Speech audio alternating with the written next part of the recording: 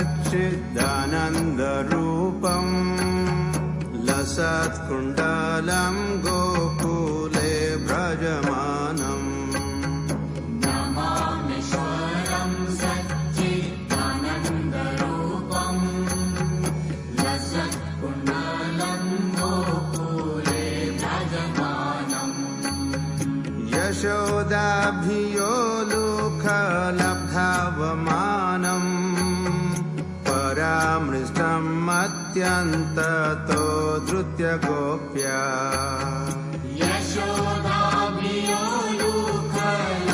लब्धावमानम् परामृष्टम् अत्यन्ततो धृत्य गोप्या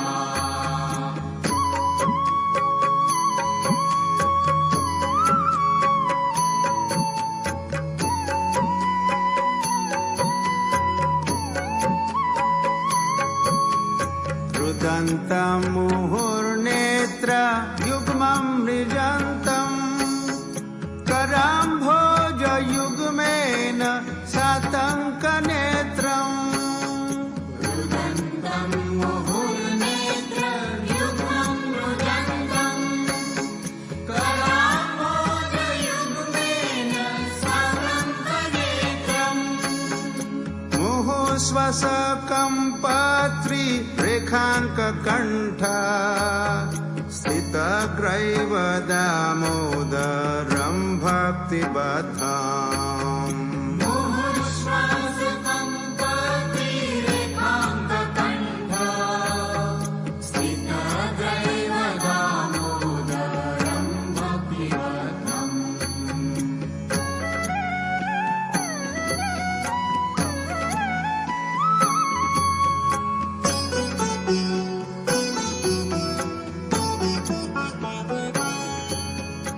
इति दिक्स्वलीलाभिरानन्दकुण्डे स्वघोषं निमज्जन्तम् अख्यापयन्तम् इति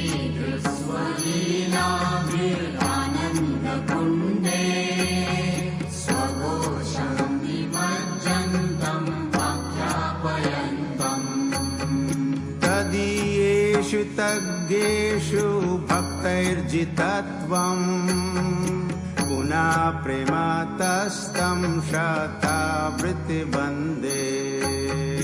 तदीयेषु तज्ञेषु भक्तैर्जितत्वम् पुनः प्रेमातस्तं शतावृत्तिवन्दे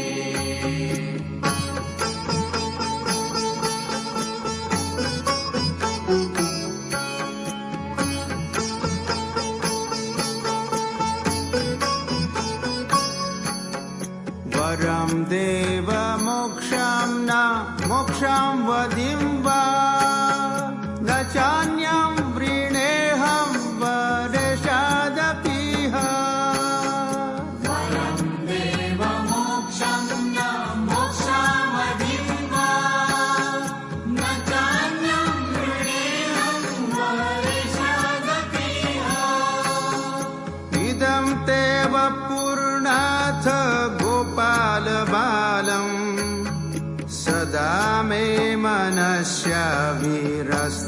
किमन्यै इदं ते वपुर्नाथ गोपालबालम् सदा मे मनस्याभिरस्तां किमन्ये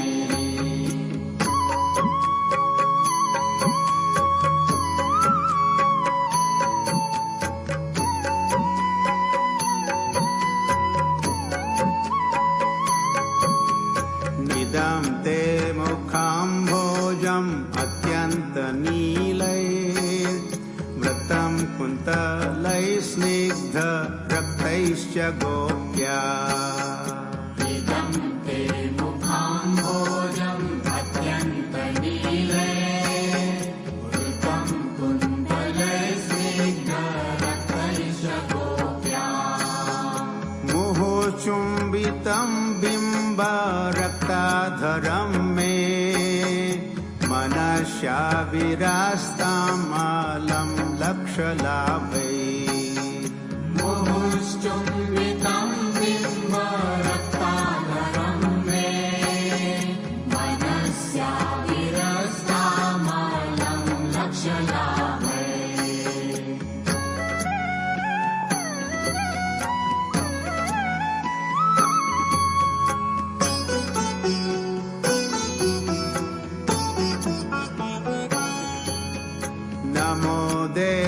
दामोदरानन्त विष्णो प्रसीद प्रभो दुःख जलाब्धिमग्नम् नमो देव दामोदरानन्त विष्णो प्रसीद प्रभो दुःख जलाब्धिमग्नम् कृपादृष्टिवृष्ट्याति दीनं बतानु गृहानेश मामज्ञ मेध्यक्षदृश्य कृपादृष्टिवृष्ट्याति दिनं बतानो गृहाणेश मामज्ञ मेध्यक्षदृश्यः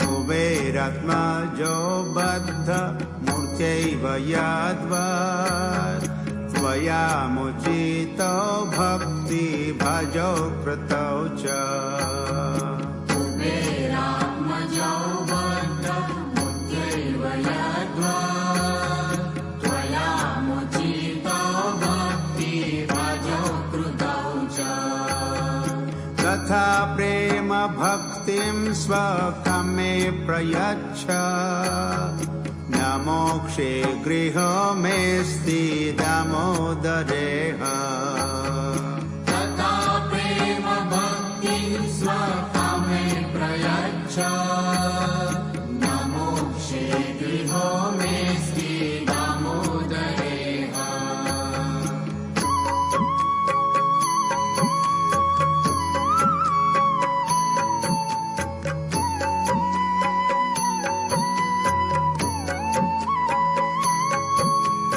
नमस्तेऽस्तु दाम्ने स्फुरदीप्तिधाम्ने त्वदीयोदरायाथ विश्वस्य धाम्ने नमस्तेऽस्तु दाम्ने सुरदीप्तिधाम्ने त्वदीयोदरायाथ विश्वस्य धाम्ने नमो राधिकायै त्वदीयप्रियायै नमोऽनन्तलीलाय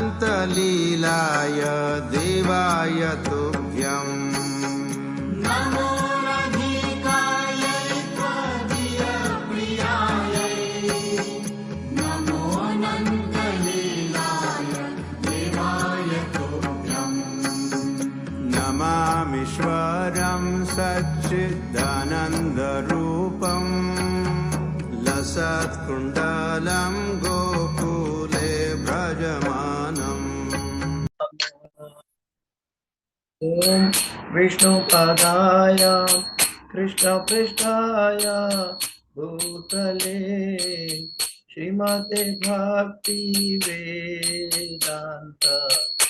स्वामिन्निति नामिने नमस्ते सरस्वती देवे गौरवाणी प्रचारिणे निर्विशेष शून्यवादी पाश्चात्य दिशतारिणे जय श्री कृष्ण चैतन्य प्रभु नित्यानंदा श्री अद्वैता गदाधर शिवासादि गौर भक्त वृंदा जय श्री कृष्ण चैतन्य प्रभु नित्यानंदा श्री अद्वैता गदाधर शिवासादि गौर भक्त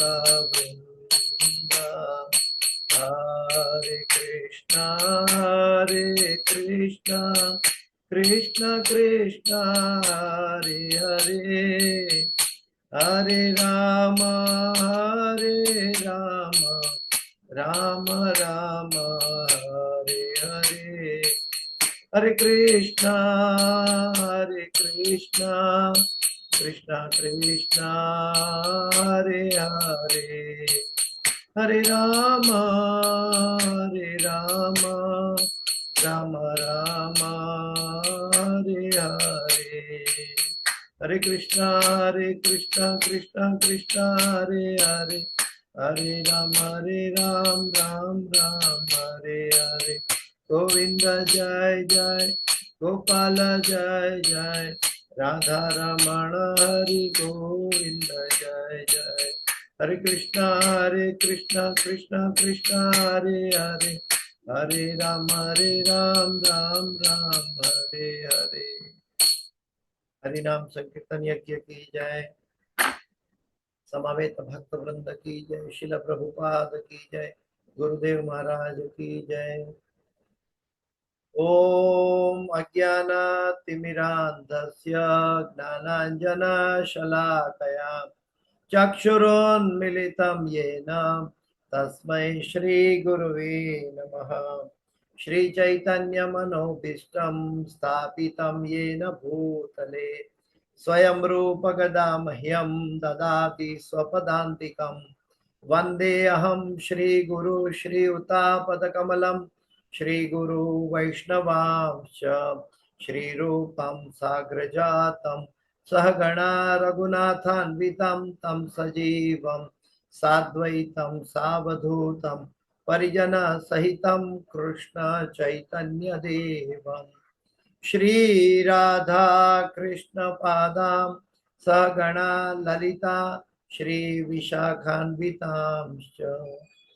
हे कृष्ण करुणा सिंधु दीनबंधो जगतपते, गोपेश गोपिका कांत राधा कांत नमोस्तुते। तप्त कांचन गौरांगी राधे वृंदावनेश्वरी, वृषभानुसुते देवी प्रणमामि हरिप्रिये। वाञ्छाकल्पतरुभ्यश्च कृपा सिन्धुभ्य एव च पतितानां पावनेभ्यो वैष्णवेभ्यो नमो नमः। श्री कृष्ण चैतन्य प्रभु नित्यानंद, श्री अद्वैत गदाधर श्रीवासादि गौर भक्त वृंद, हरे कृष्णा कृष्णा कृष्णा हरे हरे, हरे राम राम राम हरे हरे। जयतां श्रुतो पंगुर मम मंदमते गति, मत्सर्वस्व पदाम्भोजो राधा मदन मोहनम। कृष्णाय वासुदेवाय देवकी नंदनाय च नंदगोपकुमाराय गोविंदाय नमो नमः, गोविंदाय नमो नमः, गोविंदाय नमो नमः। नमः पंकजनाभाय नमः पंकजमालिने, नमः पंकजनेत्राय नमस्ते पंकजांघ्रिये। पंचतत्वात्मकं कृष्ण भक्तरूप स्वरूपकं भक्तावतार भक्ताख्यं नमामि भक्तशक्तिकम्। गुरुवे गौरचंद्राय राधिकाये तदालये, कृष्णाय कृष्ण भक्ताय तद्भक्ताय नमो नमः। ओम नमो भगवते वासुदेवाय, ओम नमो भगवते वासुदेवाय, ओम नमो भगवते वासुदेवाय। नारायणं नमस्कृत्यं नरं चैव नरोत्तमं देवीं सरस्वतीं व्यासं ततो जयं मुदीरयेत्। नष्टप्रायेषु अभद्रेषु नित्यं भागवत सेवया, भगवते उत्तम श्लोके भक्तिर्भवति नैष्ठकी। हरे कृष्ण। तभी एक सुनहरा अवसर आ रहा है, तो माता जी का रिक्वेस्ट था, इसीलिए इस क्लास स्पेशली कार्तिक मास दामोदर महीना की स्तुति पर लेने के लिए कोशिश कर रहे हैं। कार्तिक महीना सभी महीनों में कार्तिक मास भगवान श्री कृष्ण को अति प्रिय है। कार्तिक मास भगवान श्री कृष्ण को अति प्रिय है। क्यों प्रिय है? क्योंकि इस महीने की जो अधिष्ठात्री देवी है, इस महीने की, कार्तिक महीने की अधिष्ठात्री देवी है, वो श्रीमती राधा रानी है। श्रीमती राधा रानी है तो कार्तिक महीना जो है, जिसको दामोदर महीना भी कहते हैं, वो महीना भगवान श्री कृष्ण को अति प्रिय है। अभी एक चीज याद रखें कि हम, हमारी भक्ति का लक्ष्य भगवान की प्रसन्नता के लिए होता है। हम भक्ति करते हैं भगवान की प्रसन्नता के लिए, और भगवान को सबसे ज्यादा 12 महीनों में सबसे ज्यादा प्रसन्न देने वाला महीना है, वो है कार्तिक मंथ। गीता में भगवान कहते हैं कि महीनों में मार्गशीर्ष में हूं, लेकिन उनको पसंद, भगवान को जो अच्छा लगता है, प्रसन्न करता है, वो महीना कार्तिक महीना है। इसलिए भक्त के लिए ये बहुत बड़ा सुनहरा अवसर है भगवान को प्रसन्न करने के लिए। और इस महीने में, क्योंकि महीना की अधिष्ठात्री देवी श्रीमती राधा रानी है, वो चाहती है कि हर जीव भगवान की सेवा में लग जाए। अरे थोड़ा सा भी आप भगवान की सेवा कर ले, हाँ, उसको श्रीमती राधा रानी काफी बढ़ाकर भगवान तक पहुंचाती है। तो ये चीज हमारे लिए, भक्तों के लिए एक बड़ा, क्या बोलते हैं कि सुनहरा अवसर है। भक्ति तो हम 12 महीना गुरु की आज्ञा से साधना भक्ति, रागानों का भक्ति अपने अपने लेवल पे करते हैं, लेकिन ये महीना कुछ विशिष्ट है जिसमें हम भगवान को सबसे ज्यादा प्रसन्न कर सकते हैं। इसलिए इस महीने में किया गया व्रत तप बहुत कीमती है। अभी इस महीने की एक लीला है, गोलोक धाम की भी एक लीला है, और भौम वृंदावन की भी एक लीला है, भूमि वृंदावन की भी एक लीला है। तो जो सबसे पहले हम गोलोक वृंदावन की एक बात करते हैं कि ये लीला ओरिजिनल कहाँ हुई थी। एक बार भगवान श्री कृष्ण श्रीमती राधा रानी को बताया कि हम आपको मिलने के लिए आएंगे, लेकिन भगवान लेट हो गए, देरी से आए। और उस समय राधा रानी को बहुत गुस्सा आया। गुस्सा का मतलब है प्रेम का गुस्सा था कि भगवान क्यों लेट आए, मैं भगवान की इंतजार कर रही थी। तब जाकर क्या किया कि राधा रानी चाहती थी कि भगवान उनसे कभी दूर ना हो, इसलिए राधा रानी ने भगवान को बांध दिया रस्सी से। ओरिजिनल गोलोक में ये लीला, राधा रानी ने भगवान को रस्सी से बांध दिया था।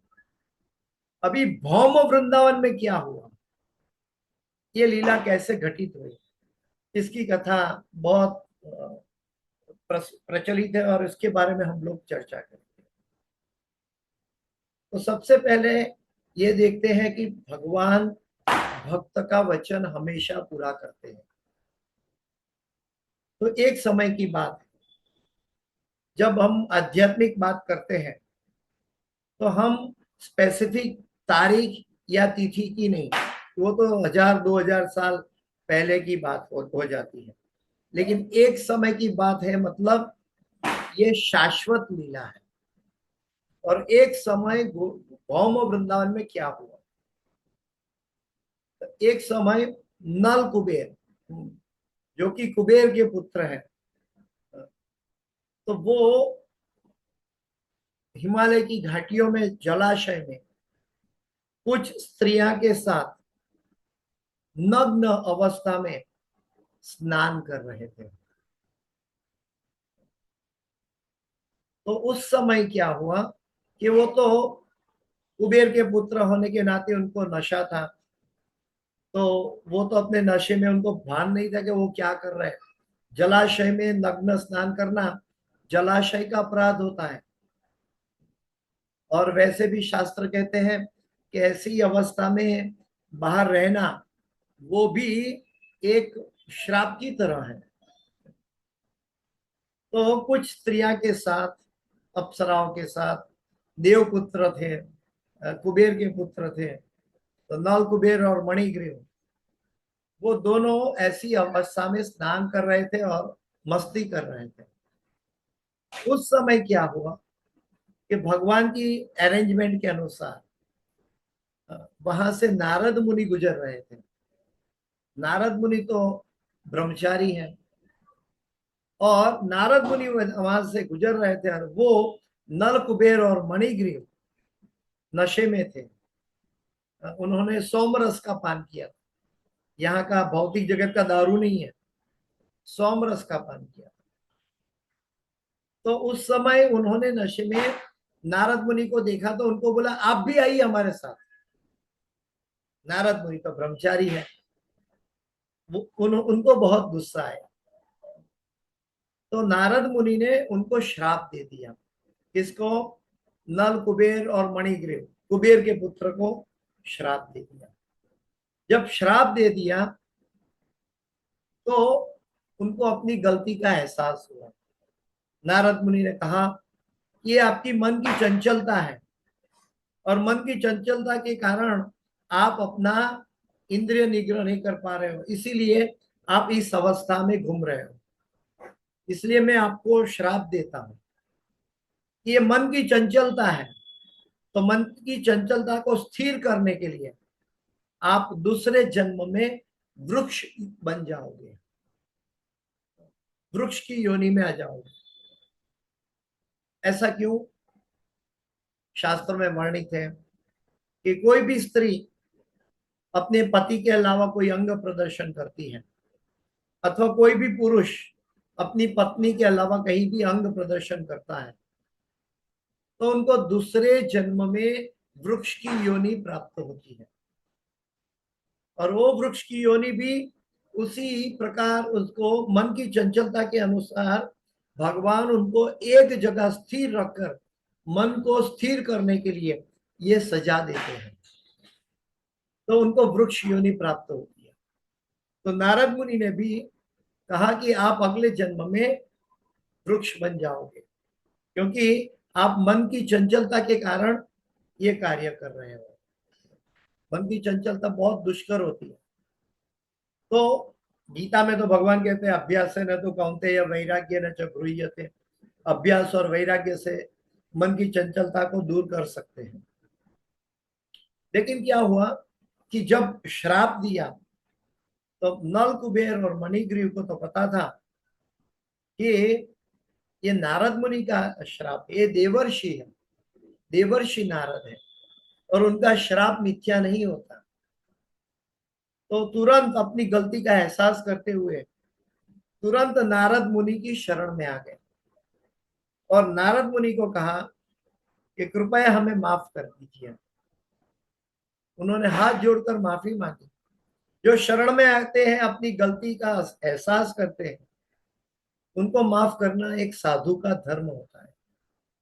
तो नारद मुनि ने कहा कि आपने जो कर्म किया है उसके अनुसार आपको श्राप मिला है, और आपने अपनी गलती का एहसास किया है, इसलिए मैं आपको एक वरदान भी देता हूं। और वो वरदान दिया कि भले ही आप वृक्ष योनि में चले जाएं, लेकिन एक ही योनि में, उसी योनि में भगवान स्वयं आकर आपका उद्धार करेंगे।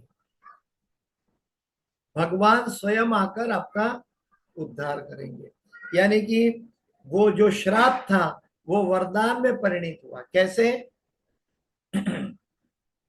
कि 84 लाख योनि में भटकता हुआ जीव कब भगवान को तक पहुंचेगा, किसको पता है? कब होगा, कैसे होगा, बहुत दुर्लभ है। और उनको सिर्फ एक ही योनि में भगवान की प्राप्ति हो जाएगी। तो ये वरदान संत गण है, जीवों पर दया करते हैं, और उनका वरदान उनको मिल गया कि भले हमें दंड मिला, लेकिन भगवान स्वयं आकर हमारा उद्धार करेंगे। तो कुछ समय के बाद जब समय परिपक्व हुआ, तो गोकुल में ये लीला प्रकट हुई।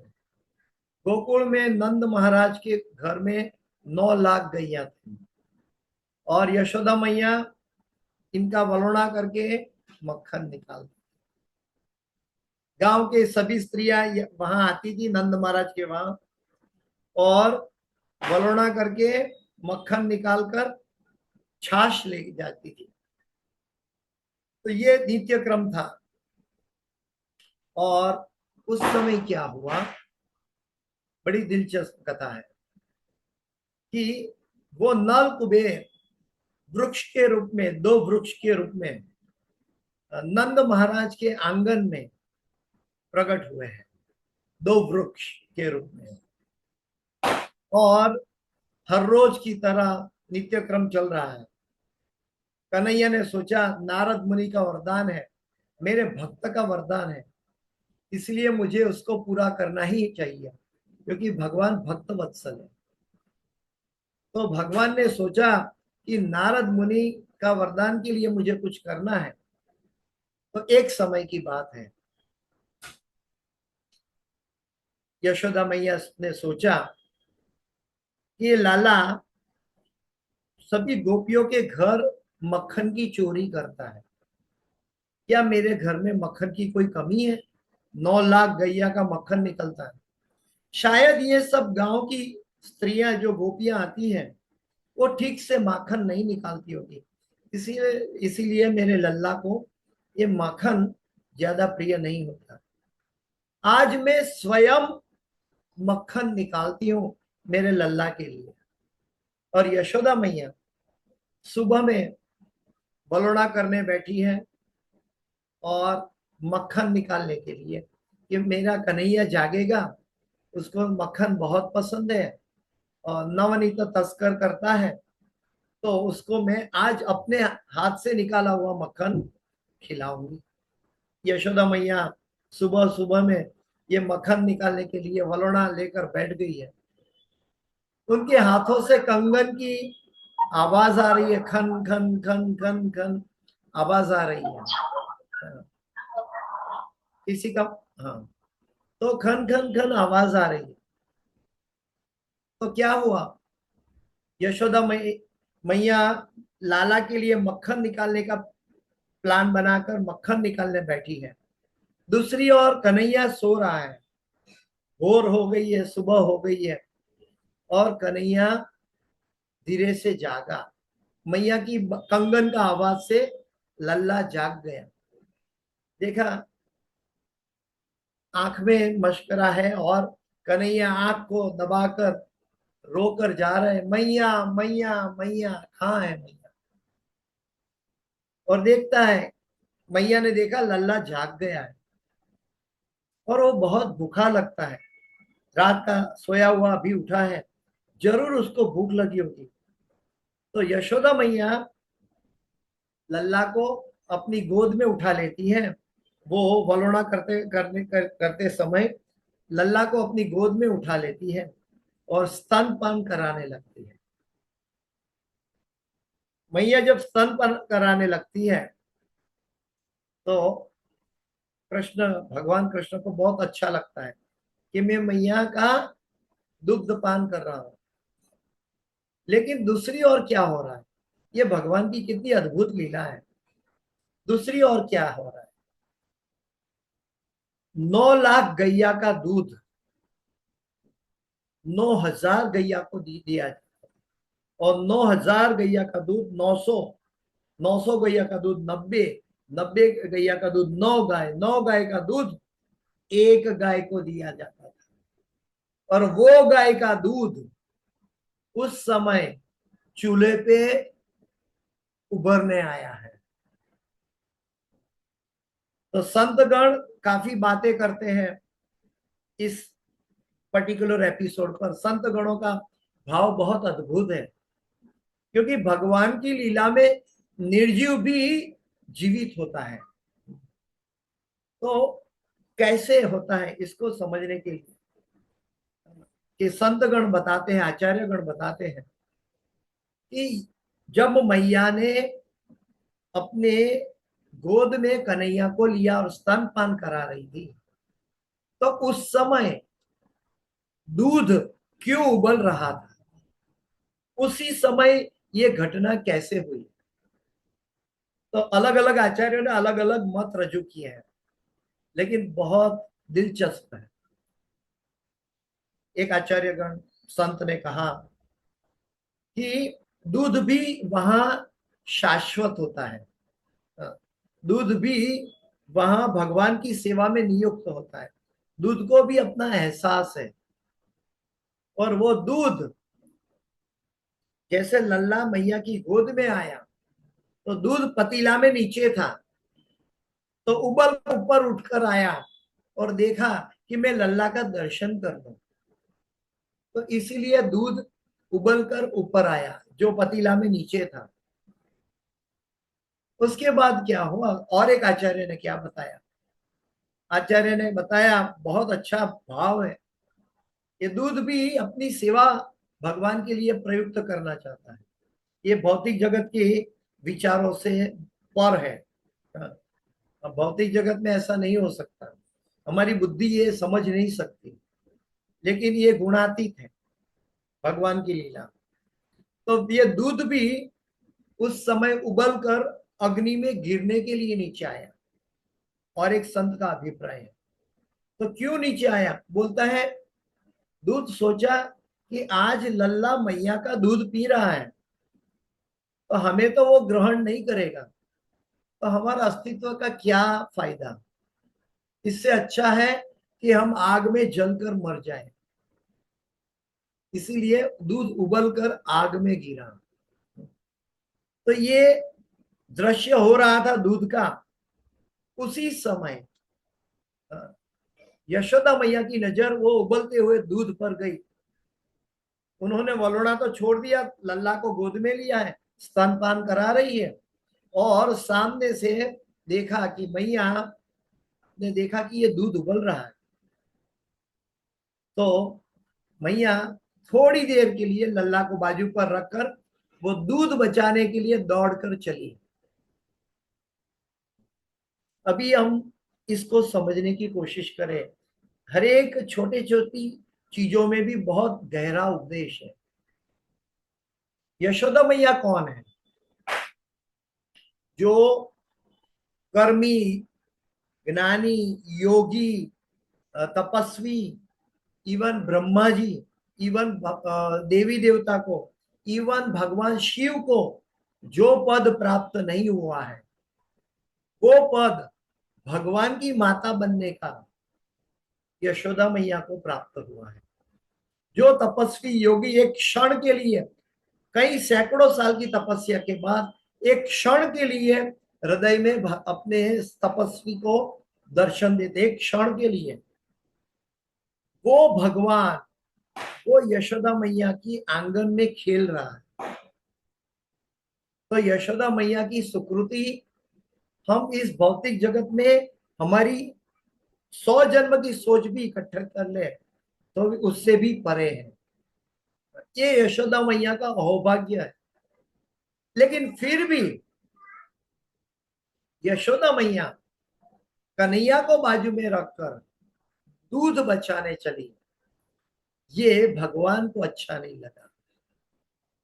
यहाँ पे हमारे लिए उपदेश है, हम भी भगवान कृष्ण को छोड़कर कैसे कैसी विटंबनाओं में या संसारिक प्रक्रियाओं में जुटते रहते हैं और भगवान को बाजू में रख के अपना कार्य करने की सोचते हैं।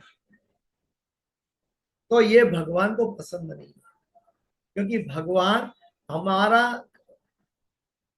हमारा क्या बोलते हैं, हमारा योगदान क्या होना चाहिए, जीवेर स्वरूप होय नित्यर कृष्णदास, कृष्णदास। तो हम कृष्ण का दास है शाश्वत रूप से, तो हमें कृष्ण की सेवा करनी चाहिए। लेकिन कृष्ण को छोड़कर हम अन्य सेवाओं में, मनुष्यानाम सहस्त्रेषु, अन्य सेवाओं में अपने आप को बांट देते हैं और उसी का एक हिस्सा बनाता है कि मैं भगवान की भक्ति भी कर लूं। तो ये एक क्या बोलता है कि एक समत्व में हम जाते कि सांसारिक कार्य भी करेंगे और भगवान की भक्ति भी करेंगे। लेकिन ये भगवान को अच्छा नहीं लगता। क्योंकि हम भगवान के अंश होने के नाते हमें भगवान को समर्पित होना है। तो इतने बड़ा अहोभाग्य यशोदा मैया का है। ऐसी यशोदा मैया कन्हैया को बाजू में रख के दूध बचाने चली। भगवान लल्ला को, कन्हैया को पसंद नहीं आया। भगवान ने कहा, अरे क्या ये दूध मेरे से ज्यादा अधिक कीमती है? कन्हैया तो भूखा था। उन्होंने सोचा कि मैया को दूध बचाने दो, मैं अंदर चला गया। कन्हैया अंदर चला गया और वहां शिका लटक रहा था। शिका लटक रहा था ऊपर और वो उसके अंदर मक्खन पड़ा था। कन्हैया ने देखा ये मक्खन तो यहाँ लटक रहा है और कन्हैया को तो मक्खन बहुत पसंद है। वहां एक छोटी सी लकड़ी पड़ी थी, तो कन्हैया ने वो लकड़ी हाथ में ले ली और जोर से वो मट्टी के कुलड़े के अंदर का मक्खन को तोड़कर गिराया और पूरे रूम में, पूरे फर्श पर मक्खन गिर गया। उतने में ये कन्हैया ने ये कारस्तान किया। उतने में क्या हुआ कि यशोदा मैया दूध बचाकर देखी लल्ला कहाँ चला गया। तो वो ढूंढती ढूंढती लल्ला के पास ही, अरे लल्ला कहाँ गया? देखती है तो लल्ला ने तो बड़ा कारस्तान किया है। यशोदा मैया ने गुस्सा किया भगवान के ऊपर कि आज तक तो मैं सुनती थी कि तुम गोपियों की मटकी फोड़ते हो, गोपियों के घर मक्खन की चोरी करते हो, उनके मक्खन बिगाड़ते हो, और आज तुमने घर में ये प्रमाण दे दिया कि तुम ऐसे नटखट हो, तो आज मैं तुझे दंड देकर रहूंगी। यशोदा मैया कह रही है कि आज मैं तुझे दंड देकर रहूंगी। भला भगवान को कौन दंड दे सकता है? अपने भक्त के साथ के रिश्तों में ही दंड का, आनंद का अनुभव करते हैं। जैसे छछिया पर छाछ के लिए गोपियां नाच नचाएं, हाँ, थोड़ी छाछ देने के लिए कन्हैया को नचाती थी गोपियां। ठीक वैसे ही आज भगवान लीला कर रहे हैं। भगवान की योग माया यशोदा मैया पर आवरण कर दिया है। लल्ला पर अपनी क्या बोलते हैं, अपनी लीला करने के लिए पूरा योग्य एपिसोड उत्पन्न कर रहे हैं, योग्य परिस्थिति बना रहे हैं। तो यशोदा मैया बोलती है, लल्ला आज मैं तुझे नहीं छोड़ूंगी। आज तूने जो कारस्तान किया है इसलिए मैं दंड देकर ही रहूंगी। और यशोदा मैया ने वो कुएं में पानी भरने की जो रस्सी पड़ी थी, वो रस्सी उठाई और वो लकड़ी उठाई और यशोदा मैया कन्हैया के पीछे भागने लगी। अभी यशोदा मैया का शरीर इतना बड़ा था और लल्ला तो छोटा था, 5 साल का बच्चे की तरह था। तो उस समय क्या हुआ कि जब यशोदा मैया दूध बचाकर आई, उससे पहले क्या हुआ, जब कन्हैया ने मक्खन गिराया, उस जमाने में खिड़कियां के अंदर लोहे के सलिए नहीं लगे होते। ये तो आजकल की चोरी होती है इसलिए सब विंडो में जाली लगाते हैं। उस समय विंडो खुली रहती थी, हवा आने की थी और बिल्कुल खुली रहती थी। तो कन्हैया ने देखा कि ये ग्वाल बाल गाय चराने के लिए मुझे बुलाने के लिए आ गए हैं और ये सब मेरी राह देख रहे हैं। तो सब खिड़की में आके ग्वाल बाल सखा बैठ गए थे। उनका बंदर दधी वो भी आकर बैठ गया था कन्हैया के साथ और कन्हैया ने ये मक्खन गिराया था और कन्हैया ने स्वयं भी मक्खन खा रहा था और बंदर और ग्वाल बाल सखा को भी मक्खन खिला रहा था। और उस समय यशोदा मैया ने देखा लल्ला कहाँ चला गया और लल्ला मक्खन वाला पांव था। तो देखा कि मैया आई है, भागो। तो सभी ग्वाल बाल वहां खिड़की से तो भागे और कन्हैया दौड़ रहा है लेकिन उनके पांव मक्खन वाले हैं। मक्खन के निशान है और कन्हैया दौड़ रहा है। कन्हैया, यशोदा मैया ने देख लिया, अरे लाला इसी दिशा में गया है, ये कारस्तान गया है और ये इसी दिशा में गया है। तो कन्हैया रस्सी और लकड़ी लेकर कन्हैया के पीछे भाग रही है। अभी यशोदा मैया का शरीर इतना भारी है, कन्हैया तो छोटा है। आंगन में 9 लाख गैया खड़ी है। उनके आंगन में और एक क्या बोलता है, जो अ, मसाला कूटते हैं, जो शिव जी का डमरू होता है, उस आकार का जो लकड़ी का बना हुआ था, खांडनिया बोलते हैं, वो खांडनिया वहां मौजूद पड़ा है आंगन में।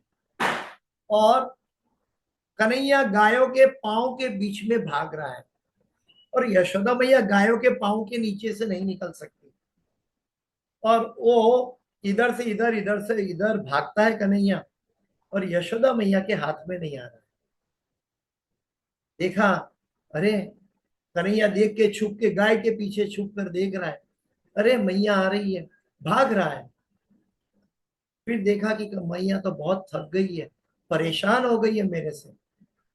भगवान अपने भक्त का दुख देखना पसंद नहीं करते। तुरंत भगवान अपने आप को यशोदा मैया को समर्पित करने के लिए दौड़ के जाते हैं कि मैया मैया लो, मैं आ गए। यशोदा मैया थकी हुई थी, आज लाला मैं तुझे दंड देके रहूंगी, मैं तुझे छोड़ूंगी नहीं। और यशोदा मैया ने एक हाथ में लकड़ी पड़ी है, लकड़ी पकड़ी है और रस्सी पकड़ी है, और सभी ग्वाल बाल सखा ये गुस्सा यशोदा मैया का देख रहे हैं दूर से, और कन्हैया को हाथ पकड़ कर लेके जा रही है यशोदा मैया। और वो खांडनिया जो पड़ा है, जो लकड़ी का मसाला कूटने का जो होता था पुरातन काल में, वो वहां डमरू के आकार का होता था। तो यशोदा मैया वो कन्हैया को लेकर उस खांडनिया के पास आई, और यशोदा मैया लल्ला को बांधने लगी, बांध रही है कन्हैया को। अभी क्या हो रहा है, जितनी बार बांधती है रस्सी 2 उंगल छोटी पड़ती है, जितनी बार और रस्सी जोड़ती है 2 उंगल रस्सी और कम पड़ती है। इस रस्सी क्यों कम पड़ी, उसके लिए कई आचार्यों का, संतों का मतांतर है, कई भेद है, लेकिन वास्तविकता यह है, अलग अलग भाव है कि भगवान चाहते थे कि भगवान प्रेम से बंधते हैं। और उस समय हालांकि यशोदा मैया के अंदर तो दिव्य गुस्सा था, क्या बोलते हैं कि द्वेष और ईर्ष्या का गुस्सा नहीं था, मातृत्व का गुस्सा था। लेकिन वो गुस्सा में भगवान नहीं बंधे, भगवान तो प्रेम से बनते, भक्त वत्सल। तो वो 2 उंगल रस्सी छोटी पड़ रही है, बहुत कोशिश करती है, लेकिन वो रस्सी बांध नहीं पाती मैया। तो कन्हैया बोलता है, अरे मैया तू परेशान है, लाओ मुझे दे दो, मैं अपने आप को बांध लेता हूं। तो भगवान यशोदा मैया से रस्सी लेकर अपने आप को बांध कर यशोदा मैया के हाथ में दे दिया। बोला, मैया अभी तू परेशान मत हो, मैं रस्सी खुद बांधता हूं। कन्हैया ने रस्सी खुद बांधकर उनका छेड़ा मैया के हाथ में दे दिया, अभी आप बांध दो मुझे। तो भगवान कैसे बनते हैं, प्रेम से बनते हैं। यशोदा मैया ने लल्ला को बांधा है। उस समय सुबह सुबह नंद महाराज वो गोकुल के राजा के बराबर थे, तो वो वहां पंचायत में गए थे, और घर में सिर्फ यशोदा मैया और लल्ला थे। बाहर काफी गोपियां और ग्वाल बाल सखा ये दृश्य देख रहे थे, और कन्हैया को बांधे जा रहा था।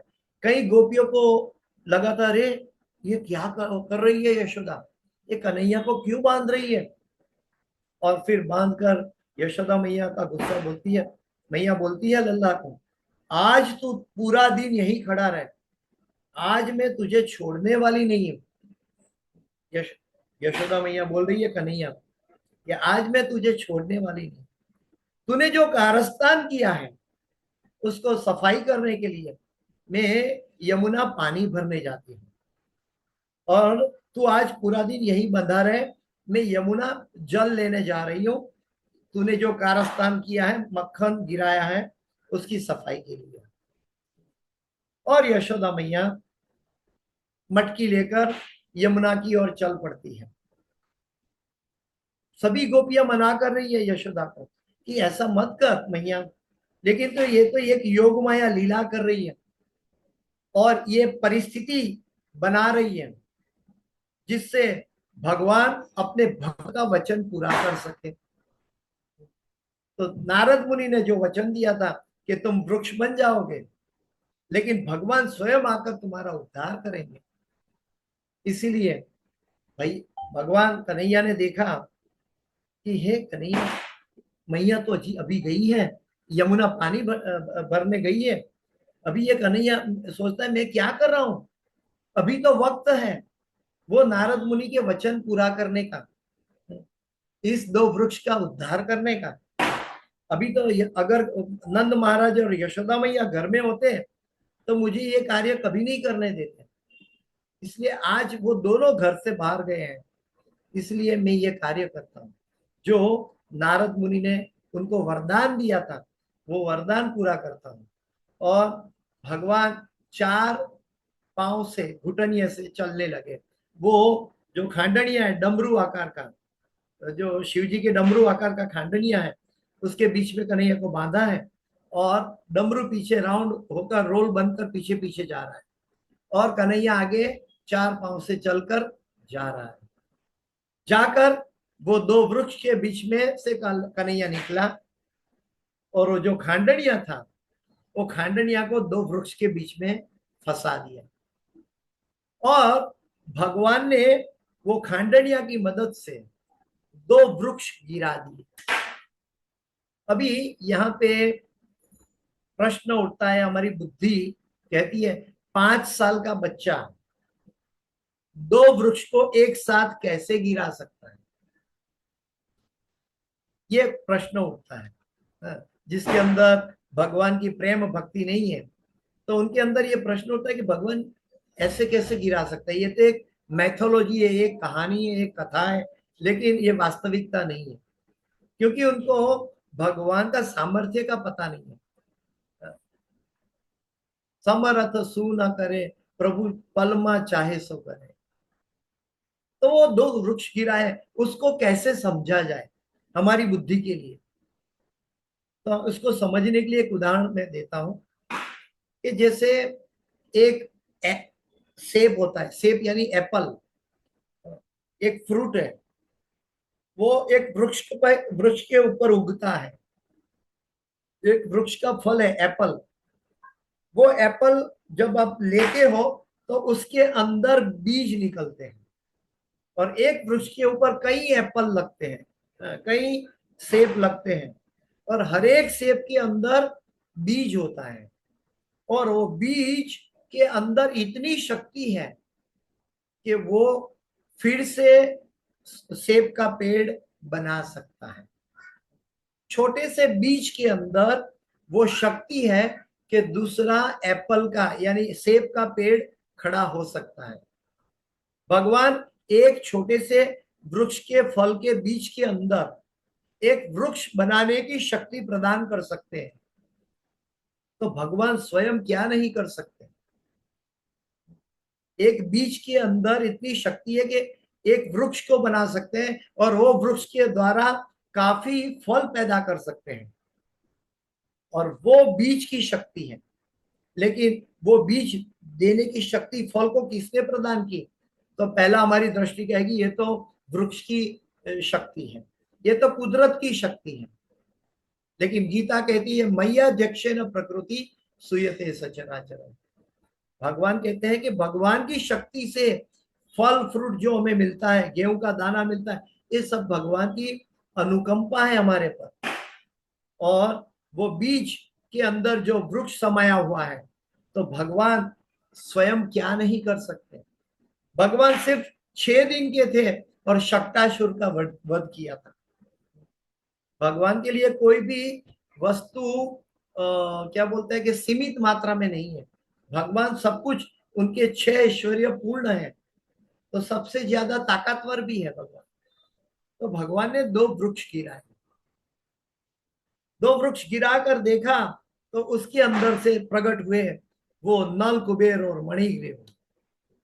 और नल कुबेर और मणिग्रीव भगवान का साक्षात दर्शन कर रहे हैं। भगवान की आरती पूजा की उन्होंने और भगवान से माफी मांगी और भगवान का आशीर्वाद पाकर वो अपने दिव्य गंतव्य की ओर चले गए। अभी ये 2 वृक्ष गिरा है, उसको गांव की गोपियों ने और ग्वाल बाल सखा ने देखा कि 2 वृक्ष के बीच में ये लल्ला फंस गया है और 2 वृक्ष गिर गए लल्ला के ऊपर। तो उनको लगा अरे कन्हैया अकेला है, नंद महाराज घर में नहीं है, यशोदा मैया घर में नहीं है। तो कुछ ग्वाल बाल दौड़ रहे हैं यमुना यशोदा मैया को बुलाने के लिए, कोई दौड़ रहा है पंचायत में नंद महाराज को बुलाने के लिए। सब दौड़ के भागे और बुला रहे कि लल्ला के ऊपर 2 वृक्ष गिर गए। ये तो लीला थी, वो नल कुबेर और मणिगिरी का उद्धार हो गया। और ये जो लीला है दिवाली के दिन गोकुल में हुई, दिवाली के दिन। और वो दिवाली का दिन कब होता है? कार्तिक महीना में, दामोदर महीना। भगवान यशोदा मैया ने कन्हैया को रस्सी से बांधा था, उसके पेट के ऊपर से रस्सी बांधी थी। पेट को क्या कहते हैं? उदर। और रस्सी का दाम उनके पेट के ऊपर हो गया, इसलिए भगवान का नाम हुआ दामोदर। दामोदर भगवान की जय, श्री राधा दामोदर भगवान की जय। अभी नंद महाराज दौड़कर आए, देखा अरे लल्ला तुझे चोट तो नहीं लगी? पूरे लल्ला को उठा लिया, तुझे यहाँ इसे किसने बांधा था? उतने में यशोदा मैया आई। यशोदा मैया बोलती है मैंने बांधा था। तुम ऐसे करती हो, लल्ला को कुछ हानि हो जाती तो? भगवान ने बचा लिया मेरे लल्ला को। नंद महाराज और यशोदा मैया के गोद में लल्ला है, वो भगवान स्वयं है। लेकिन भगवान की योग माया की दृष्टि से वो अपने संतान को संतान ही मान रहे हैं। उनको मालूम नहीं है कि उनका संतान भगवान है। और ये ब्रज भाव है, और ऐसे भाव में ही हम भगवान के साथ मित्रता कर सकते हैं। ऐसे भाव में ही हम भगवान को के साथ चेस्टाइजमेंट कर सकते हैं। जैसे कि भगवान के घर 9 लाख गैया है, छाछ की कोई कमी है? लेकिन एक छोटी सी छाछ गोपियों के हाथ पीने के लिए कन्हैया नचाती थी। ये प्रेम का प्रादुर्भाव है। तो ये चीज यशोदा मैया और नंद महाराज बोलते हैं आज मेरा लल्ला बच गया, भगवान ने बचा दिया। भगवान तो मुस्कुरा रहा है कि मुझे तो कुछ नहीं हुआ। और नंद महाराज यशोदा मैया को डांट रहे हैं, भगवान चुप है, देख रहे हैं। भगवान ये लीला, ये परिस्थिति, ये प्लेटफॉर्म तैयार किया था किसने? योग माया। क्यों? क्योंकि भगवान की इच्छा थी। क्यों भगवान की इच्छा थी? क्योंकि नारद मुनि का वचन था, वरदान था। और नारद मुनि कौन है? भगवान का प्रेमी भक्त है। तो ऐसे जब भगवान का प्रेमी भक्त कुछ भी बोलता है, अगर वो लीला भगवान नहीं भी की है तो भगवान वो लीला करते हैं। ऐसा नहीं कि ये तो आपने काल्पनिक बातें बताई। भगवान भक्तों के मुंह से निकली बातें भगवान पूर्ण सत्य बनाते हैं। और ऐसी लीला दिवाली के दिन ये हुई थी। ये घटना दिवाली के दिन हुई। इस महीना की अधिष्ठात्री देवी जो है श्रीमती राधा रानी। तो इस महीने में इस महीना का बहुत महत्व है।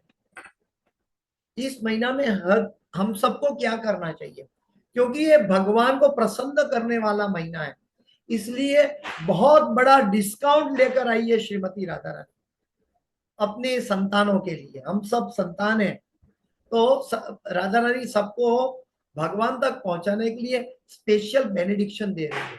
क्या क्या बेनेडिक्शन?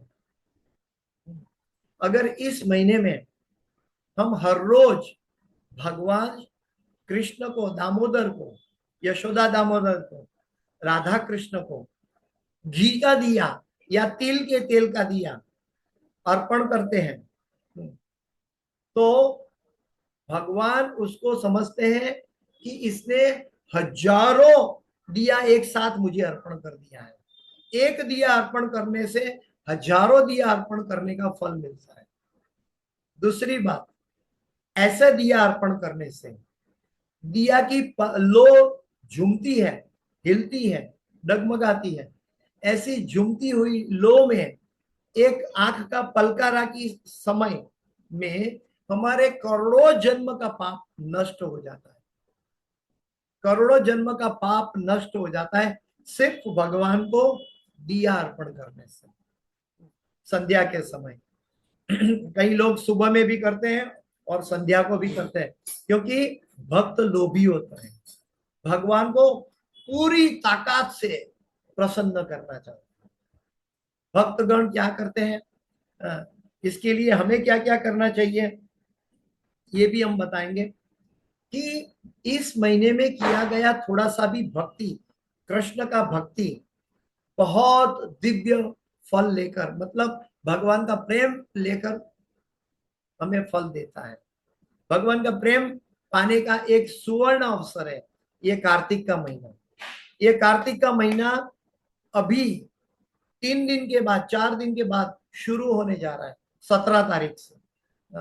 हमारे ब्रज में, गुजरात में कार्तिक का महीना दिवाली के दूसरे दिन शुरू होता है, लेकिन ब्रज में कार्तिक का महीना 15 दिन पहले 17 तारीख को, इस महीने की 17 तारीख को शुरू होने जा रहा है। 2-3 दिन की देरी है।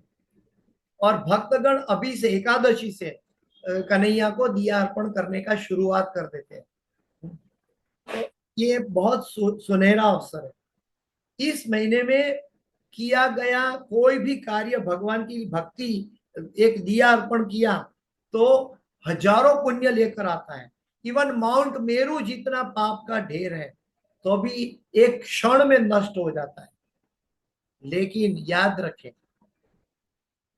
इस महीने में किया गया पाप का कोई इलाज नहीं होता, ये भोगना पड़ता है। इस महीने में हमें पाप से बहुत दूर रहना है। इस महीने में हम सोचे कि हम दिया भी अर्पण करेंगे और पाप नष्ट हो जाएगा, नहीं। अगर इस महीने में कोई अपराध करते हैं तो उसका फल हमें भुगतना पड़ता है। जैसे हमारी भक्ति का फल हजारों गुना हो जाता है, ठीक वैसे ही पाप भी हजारों गुना हो जाता है, इसलिए उसकी सजा में भुगतनी पड़ती है। ब्रह्म मुहूर्त में भक्त लोग उठते हैं।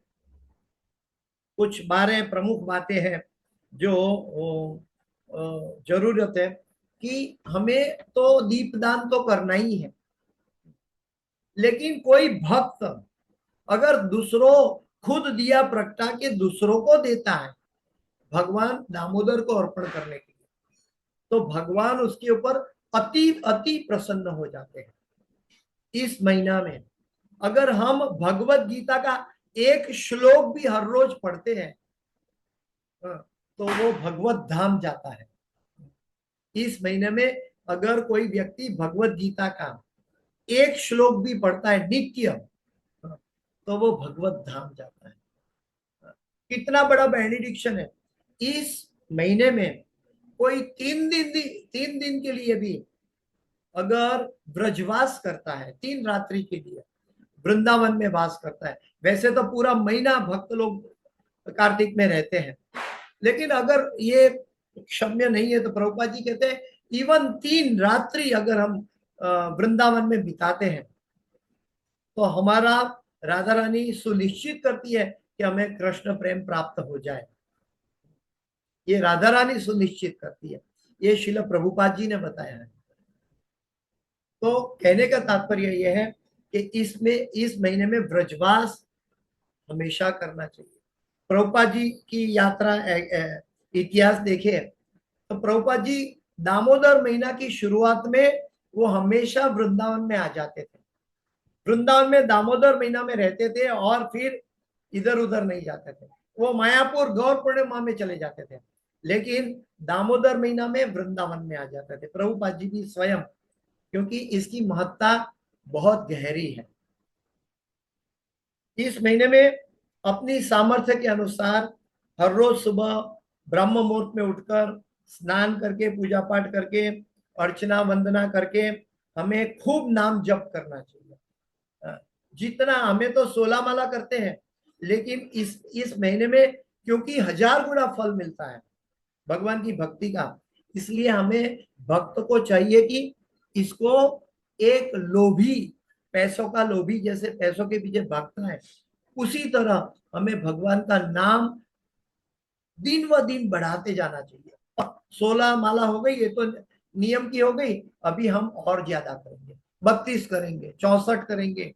ऐसे भाव से पूरा दिन हमें भगवत नाम में बिताना है, क्योंकि इसमें राधा रानी को प्रसन्न करने की एक सुवर्ण अवसर है। क्योंकि राधा रानी चाहती है कि ये भक्त मेरे भगवान की भक्ति के लिए कार्य कर रहा है, और इस महीना की अधिष्ठात्री देवी मैं हूं, तो मुझे पूरा क्या बोलते हैं अथॉरिटी है कि मैं जो कहूंगा कृष्ण को स्वीकारना है। और भगवान की, राधा रानी की बात कभी भगवान नकारते नहीं, और भगवान के भक्त लोग इसी मौके का फायदा उठाते हैं। ये एक प्रेम का प्रादुर्भाव है। तो इसमें भक्तगण भी जितना हो सके एक लोभी धुतारे की तरह भक्ति को लौल्यम की तरह बढ़ाते हैं। इस महीने में हमें हर रोज तुलसी की सेवा करनी चाहिए, तुलसी को जल दान करना चाहिए, तुलसी की आराधना करनी चाहिए, क्योंकि मोर यही अभिलाष विलास कुंजे दियो वास, नयने हरिबो सदा युगल रूप राशि, नमो नमः तुलसी कृष्ण प्रेयसी नमो नमः। तो वो तुलसी माता हमें मदद करती है, राधा रानी हमें मदद करती है कि भगवान की दिव्य मोर यही अभिलाषा विलास कुंज दियो वास, जो राधा कृष्ण का विलास कुंज है उसमें हमें प्रयुक्त करती है। तो ये सुवर्ण अवसर है कि तुलसी की भी सेवा करनी चाहिए। इस्कॉन के शेड्यूल में अगर आप देखेंगे तो इस्कॉन का शेड्यूल में अगर आप ब्रह्म मुहूर्त में मंगला आरती डेली अटेंड करेंगे तो 9 बजे तक आपको भागवत श्रवण होगा, तुलसी की सेवा होगी, नाम जप होगा, मंगला आरती में भगवान का दर्शन होगा। और ये ऐसा सुवर्ण अवसर है कि पूरे ब्रह्मांड में मिलना बहुत दुर्लभ है। हमें पता नहीं है कि इसका क्या फल है, हम फल के लिए नहीं करते, हम भगवान का प्रेम पाने के लिए करते हैं। तो भगवान की माला ज्यादा से ज्यादा करनी चाहिए, सूर्योदय से पहले उठना चाहिए। हो सके तो हमें नदियों में या तीर्थ स्थानों में जाकर कम से कम एक बार स्नान करना चाहिए। तो ये चीज हमें करना चाहिए, उसका मंत्र है। फिर भागवत का और भगवत गीता का पठन पाठन श्रवण करना चाहिए। तो ये श्रीमद् भागवत को सुनना बहुत सुवर्ण अवसर है। प्रभुपाद जी ने ऐसी फॉर्मूला दी है कि अगर आप मंगला आरती का सेशन अटेंड करते हो इस्कॉन में, तो 9 बजे तक भागवत क्लास तक सभी कुछ पूरी भर भर के भगवान की शुद्ध भक्ति, प्रेम भक्ति मिल जाती है। हम दिया भी अर्पण कर सकते हैं। इस्कॉन के सभी मंदिरों में ये व्यवस्था प्रभुपाद जी ने की है कि आप दिया अर्पण कर सकते हो भगवान को। आप सबको, जो आने वाले दर्शनार्थियों को दिया दिया जाता है और वो दिया भगवान को अर्पण करने के लिए प्रकटा कर देते हैं।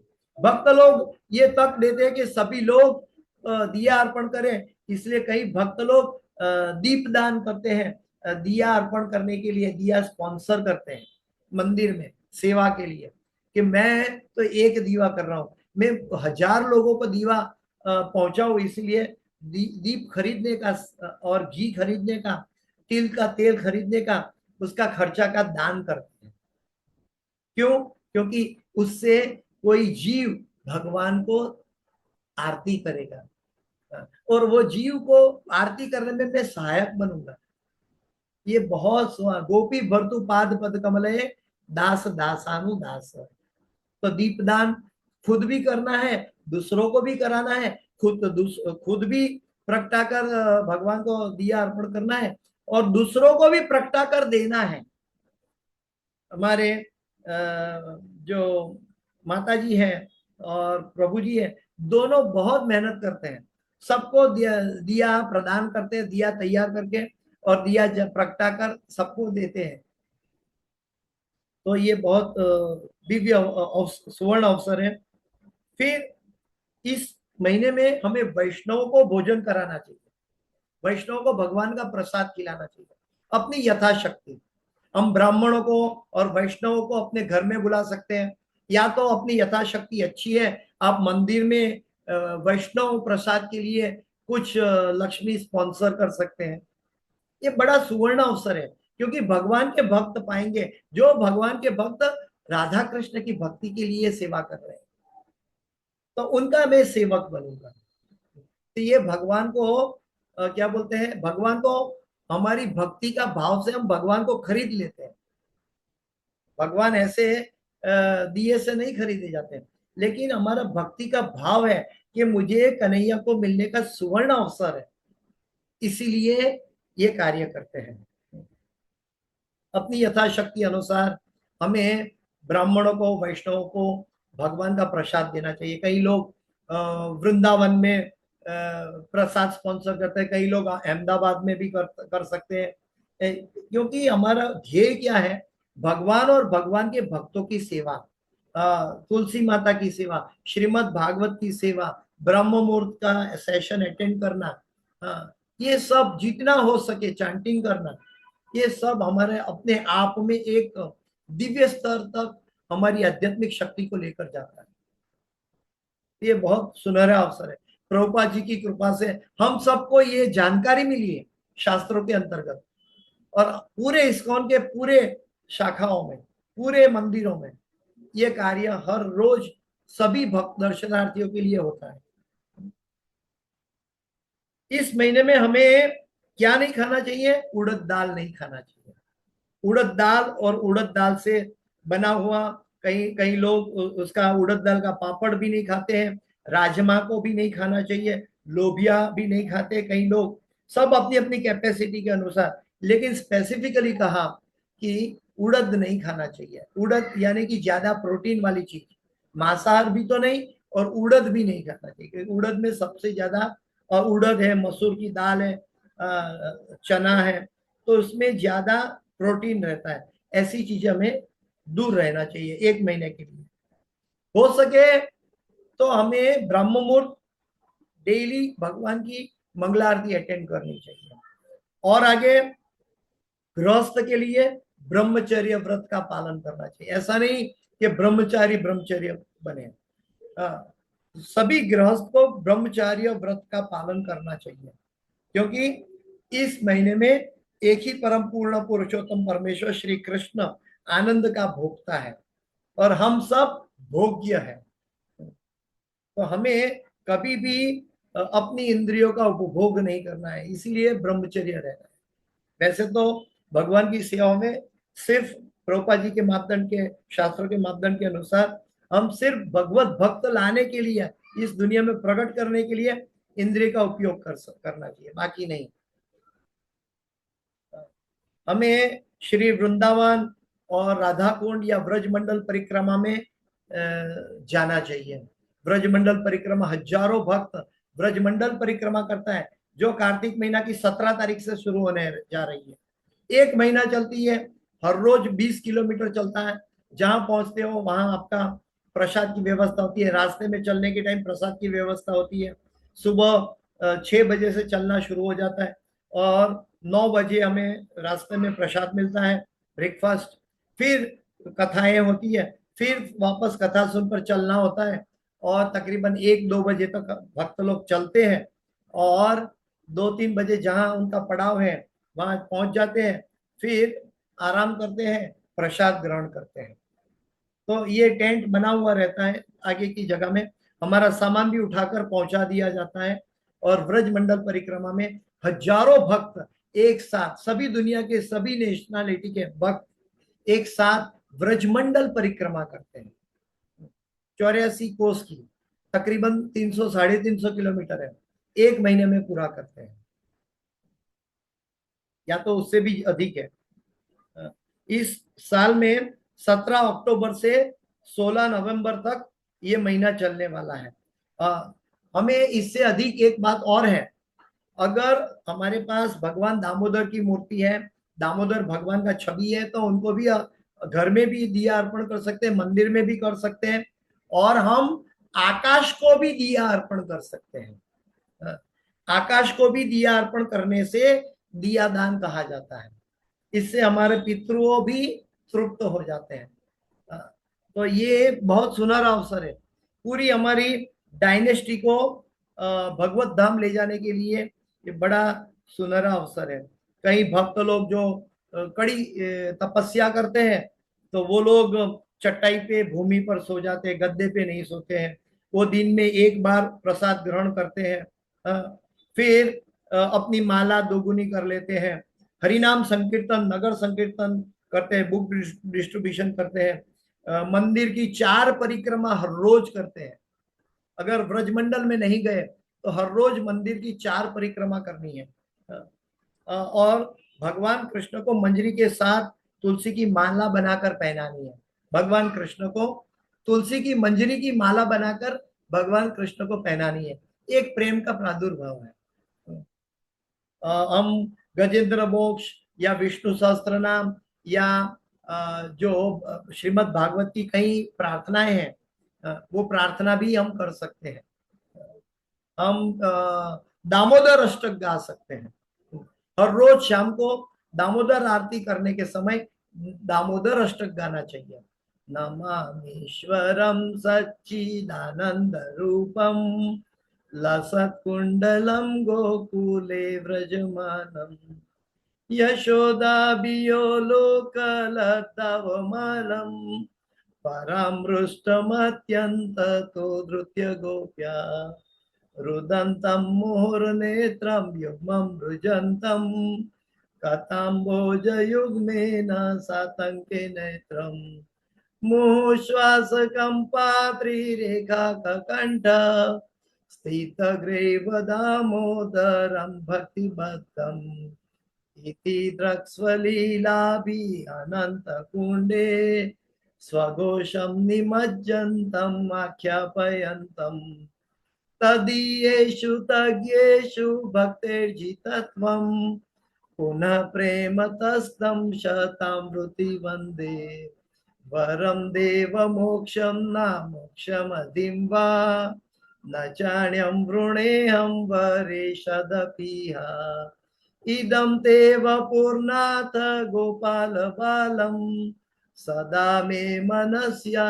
वीरस्तं किमन्ये इदं ते मुखं भोजम् अत्यन्त निर्लय घृतं कुन्तलै स्निग्ध रक्तस्य गोप्या मुहुश्चुम्बितं बिम्ब रक्ताधरं मे मनस्या विरस्तमालं लक्ष्यं लभे नमो देव दामोदर अनंत विष्णु प्रसीद प्रभो दुःख जलाब्धिमग्नं कृपा दृष्टि वृष्ट्याति दिनं बतानु ग्रहणेश मामज्ञ मे दक्षिदृश्य कुबेरात्मजौ बद्धमृत्येव यद्वत् त्वया मोचितौ भक्ति भजौ कृतौ च तथा प्रेम भक्तिं स्वकामे प्रयच्छ न मोक्षे ग्रहो मेस्ति दामोदरेय तथा प्रेम भक्तिं स्वकामे प्रयच्छ न मोक्षे ग्रहो मेस्ति दामोदरेय नमस्तेस्तु दाम्ने स्फुरदीप्तिदाम्ने त्वदीयोदरायात विश्वस्य दाम्ने नमो राधिकाये त्वदीया प्रियाये नमो नन्तलीलाय देवाय तुभ्यं नमो राधिकाये त्वदीया प्रियाये नमो नन्तलीलाय देवाय तुभ्यं नमो राधिकाये त्वदीया प्रियाये नमो नन्तलीलाय देवाय तुभ्यं हरे कृष्णा कृष्णा कृष्णा हरे हरे हरे राम राम राम हरे हरे, जय राधा दामोदर राधा दामोदर राधे, जय श्री राधे जय श्री राधे जय श्री राधे जय श्री राधे, जय वृंदावनेश्वरी राधे राधे, वृंदावनेश्वरी राधे राधे। हरे कृष्णा। तो ये दामोदर महीने की एक छोटी सी लीला जो भगवान ने की, उसके ऊपर दामोदर महीना शुरू होने जा रहा है 17 तारीख से। आप पैसों के पीछे भागते हो, ऐसे कृष्ण के पीछे भागने का सुवर्ण सुनहरा अवसर है। तो आप सब आशा है कि हर रोज संध्या के समय हो सके तो सुबह और शाम को भगवान को दिया अर्पण करोगे। इवन अपवित्र हालत में भी आप दिया अर्पण करोगे तो उसमें कोई पाप नहीं लगेगा।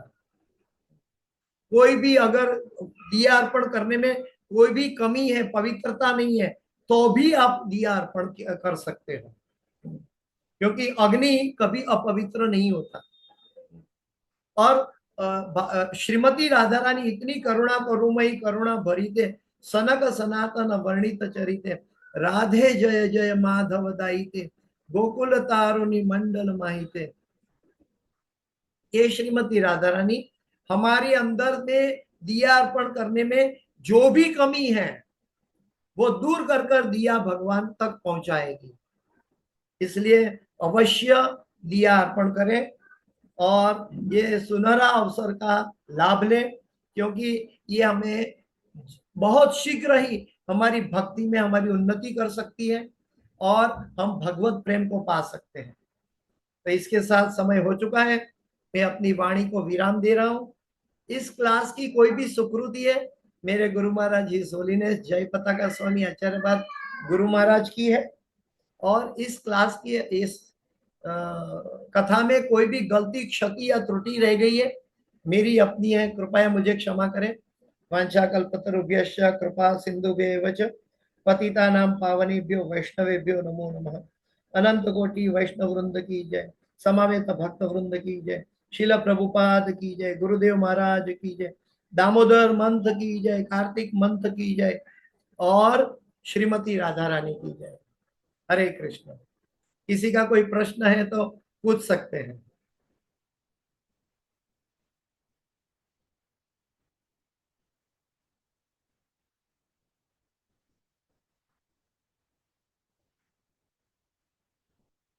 अगर दीप बुझ गया तो फिर से जला सकते हैं, कभी भी हमें इसमें अपराध नहीं लगेगा। हाँ? इसलिए ये चीज याद रखें कि एक दीप देने पर 10 करोड़ दीप दिया, इतना महत्व हमें प्रदान होता है। एक दीप अर्पण करने से 10 करोड़ दीप अर्पण किया के बराबर है। इसलिए ये अवश्य करें। भावना माता जी तो ये सभी भक्तों को मंदिर में करवाती है, उनके चरणों में दंडवत प्रणाम। हरे कृष्ण। हाँ प्रभु जी, इस बार सब कुछ पूजा जाति करना है। हाँ बधाना घरे एक दिवस आपको बहुत अच्छा है। गुरु महाराज चाहते हैं, इसको कहते हैं दामोदर, गुरु महाराज चाहते हैं कि इसको दामोदर यात्रा कहते हैं, कि घर घर जाकर जो माया में पड़े हैं, जो संसार में पड़े, जो अज्ञानी है, अंधकार में, उनको पता नहीं है, घर घर जाकर आप दामोदर यात्रा करें और उनको बोले कि हम आपको सिर्फ एक या फल या फ्रूट रखना है, हम मंदिर से 2 भक्त आएंगे और आपके घर दामोदर यात्रा करेंगे, दामोदर कथा करेंगे और दामोदर आरती करेंगे। और ऐसे घर घर जाना चाहिए। गुरु महाराज हम स्पेसिफिकली सभी भक्तों को ये कहा है। मैं जब बलराम देश में था तो क्यों हम वहां शाम को 6 बजे से लेकर रात को 2 बजे तक सभी के घर में जाते थे और दामोदर यात्रा करते थे। सभी के घर में 15-20 मिनट जाना है, भगवान को दिया उस घर के लोगों के हाथों दिया अर्पण करवाना है और उनका घर का फल भगवान को अर्पण करना है और उन्हीं को फल बांटना है। बस हमें किसी का कुछ नहीं लेना है। बस ये जितने जीवों को कृष्ण भक्ति का मौका आप दे सको घर घर जाकर, तो हमारे गुरु महाराज बहुत प्रसन्न होंगे। ये गुरु महाराज चाहते हैं कि हम दामोदर यात्रा करें, घर घर जाएं। वहां तो मंदिर में कंपटीशन होती थी, मंदिर में सभी भक्तों की टीम हो जाती थी, 8 10 12 टीम हो जाती थी, 2 2 3 3 भक्तों की, एक माताजी और 2 3 भक्त, ऐसे टीम हो जाती थी, 10 10 12 12 टीम होती है। और सभी भक्त अपनी आप से अपना तैयार लिस्ट तैयार कर लेते कि सबको फोन करके कि हम शाम को इस समय में आएंगे, आपके वहां आके आरती करके जाएंगे। आपको खाली एक फल भगवान को अर्पण करना, एक केला, एक सेब, जो भी आपकी क्षमता है, योग्यता है, भगवान को अर्पण करो, आपके हाथ दिया अर्पण होगा और हम आरती, दामोदर आरती करेंगे और हम आगे चलेंगे। और दामोदर कथा का जो महत्व है वो अगर हम समय है तो कर पाएंगे तो करेंगे, नहीं तो उसको एक टाइपिंग करके या छप के उसको एक कागज में लिखकर हर एक घर में जाकर उसको पढ़ने के लिए दे देना है, ताकि उसको महत्व, हम क्यों गए उनके घर, दामोदर महीना का क्या महत्व है उनको पता चले, ताकि वो, हम एक दिन जाएंगे ताकि वो पूरा महीना अपने आप घर में करते रहे। ठीक है, तो ये बहुत सुनहरा अवसर है। गल्फ में, सभी देशों में, इवन दक्षिण भारत में गुरु महाराज जहां जहां जाते हैं ऑनलाइन सभी जगह कहते हैं कि आप दामोदर यात्रा करो और जितना हो सके घर घर जाओ और दामोदर यात्रा करवाओ। ये बहुत सुनहरा अवसर है। माता जी ने बहुत अच्छा याद दिलाया मुझे। थैंक यू माता जी। हरे कृष्ण। हाँ। हरे कृष्ण। हरे कृष्णा प्रभु जी। हरे कृष्ण। दिया कोरा लेना होता है ना? हाँ कोरो माटी नो दीवो लेવાનો હોય ને? हाँ, वो दिया, तिल का दिया, सरसों का तेल का दिया, या शुद्ध घी का, गाय का शुद्ध घी का दिया अर्पण कर सकते हैं। तिल का तेल या सरसों का तेल या तो शुद्ध गाय का घी का दिया अर्पण भगवान को करना है। एक हमारी, माटी नो कोरो भी। हाँ हाँ माता जी, माटी का।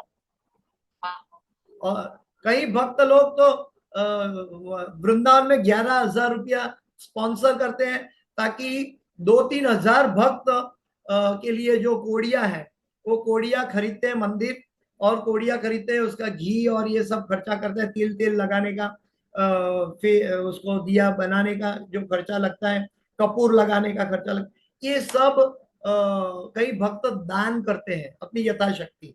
ऐसा नहीं कि आप 11,000 करें, आप 1,000 करें, आप 100 करें, 108 करें, ये सेवा है दीपदान की। हम भी करें, परिवार को भी करवाएं, दूसरों को भी करवाएं, क्योंकि जितना आप करवाओगे उतना आपका स्थान राधा रानी की शरण में जाएगा। राधा रानी प्रसन्न होगी तो भगवान प्रसन्न हो जाएंगे। ये राधा रानी बहुत इजीली प्रसन्न हो सकती है क्योंकि वो करुणामयी है। भगवान को प्रसन्न करने का ये एक सुनहरा अवसर है, राधा रानी को प्रसन्न कर दे। और राधा रानी को प्रसन्न करने का सुवर्ण अवसर है गुरु को प्रसन्न कर दे। गुरु को प्रसन्न करने का सुवर्ण अवसर यह है कि गुरु के आदेश का पालन करें। ठीक है, हरे कृष्ण। मैं आप सबसे विदा ले रहा हूं। वाञ्छाकल्पतरुभ्यश्च कृपा सिंधुभ्येव च पतितानां पावनेभ्यो वैष्णवेभ्यो नमो नमः। हम एक बार गुरु महाराज के लिए हरे कृष्ण महामंत्र बोलेंगे। हाँ, हरे कृष्णा कृष्णा कृष्णा हरे हरे, हरे राम राम राम हरे हरे। श्री राधा दामोदर भगवान की जय। हरे कृष्ण प्रभु जी। जी हरे कृष्ण प्रभु की जगह